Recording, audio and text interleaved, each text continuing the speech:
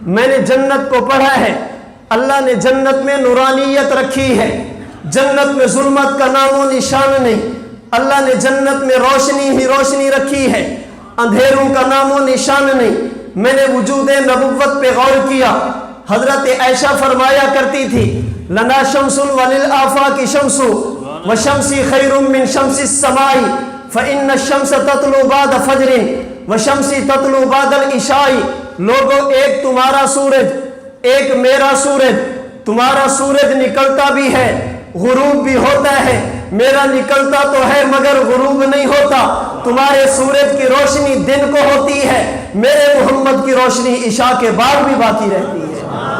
اللہ نے جنت میں نورانیت رکھی ہے، اللہ نے جنت میں روشنی ہی روشنی رکھی، نبی کا وجود روشن ہی روشن ہے۔ تبھی تو کسی کہنے والے نے کہا تھا یا رسول اللہ ان بیتن انت ساکنہ غیر محتاج الی السروج۔ حضور، جس جگہ پر آپ ٹھہرے ہیں اس میں روشنی کے لیے کسی چراغ کی ضرورت نہیں، آپ کا چہرہ انور ہی، آپ کا چہرہ مبارک ہی یہ سب سے زیادہ حسین ہے۔ نبوت کے حسن کو بیان کرتے ہوئے تبھی تو حضرت حسان نے کہا تھا وَأَحْسَنُ مِنْكَ لَمْ تَرَ قَطُّ عَيْنِي وَأَجْمَلُ مِنْكَ لَمْ تَلِدِ النِّسَاءُ۔ حضور، میں نے آپ جیسا کائنات میں نہیں دیکھا۔ تبھی تو جبریل نے کہا تھا آفاقہا گردیدام مہرے بتا برزیدام بس یار خوبہ دیدام لیکن تو چیزیں دیگرے۔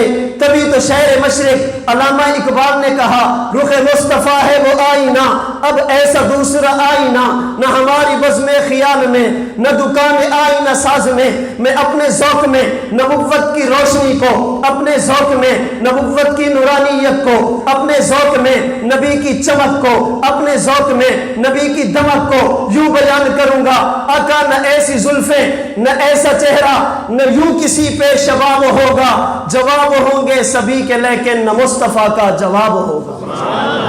اللہ نے جنت میں نور اور نورانیت رکھی ہے۔ نبی بنی آدم ہونے کی وجہ سے بشر تو ہیں لیکن نورانیت کی روشنی کی جھلک بھی نظر آئے گی۔ میں نے جنت کو پڑھا ہے، اللہ نے جنت میں برکتیں رکھی ہیں۔ میں نے وجود نبوت میں غور کیا، مجھے اللہ کے رسول کے مبارک وجود میں بھی برکتیں نظر آئی۔ میں نے جنت کو دیکھا ہے، اللہ نے جنت میں نرمی رکھی ہے، سختی نہیں رکھی۔ اللہ نے جنت میں نرمی رکھی ہے، سختی نہیں رکھی۔ میں نے وجود نبوت کو دیکھا، اللہ کے رسول کے مبارک وجود کو دیکھا۔ امام بغوی رحمہ اللہ نے الانوار فی شمائل النبی المختار میں حضرت انس بن مالک سے روایت نقل کی۔